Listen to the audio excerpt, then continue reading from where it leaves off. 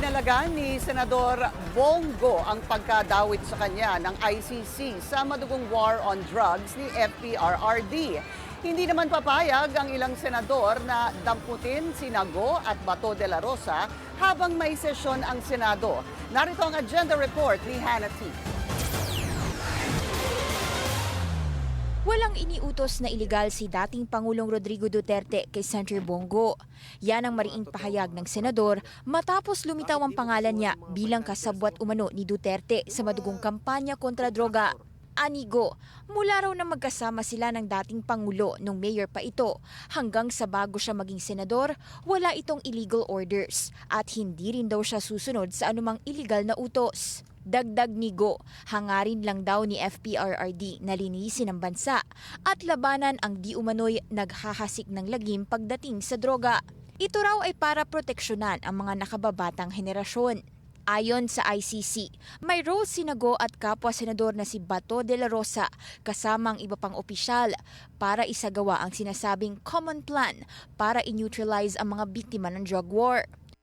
Una nang sinabi ni Go na merely administrative at clerical lang daw ang pagiging special assistant to the president niya mula 2016 hanggang 2018 at ang kanyang pagiging executive assistant to the Davao City Mayor mula 1998 hanggang 2016.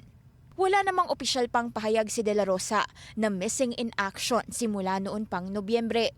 Nakakaramdam naman ang Senado ng simpatya sa gitna ng sitwasyon ngayon ni De La Rosa at Go, lalo na't may international scope ang kanilang kalagayan at hindi ito usaping lokal na korte. Siyempre, mahirap at even masakit na proseso para sa Senate, pero kailangan naming harapin as an institution at the proper time. Hanggat nasa sesyon daw ang Senado, walang miyembro ng higher chamber ang inaaresto, ani Senator Rizon Tiveros na ayon na rin kay Senate President Tito Soto.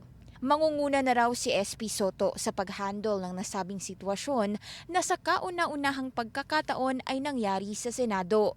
Nilinaw naman ni Senate President Pro Tempore Ping Lacson ang nauna niyang pahayag na kailangan ng domestic court order bago maimplementa ang ICC arrest warrant laban kina Go at De La Rosa.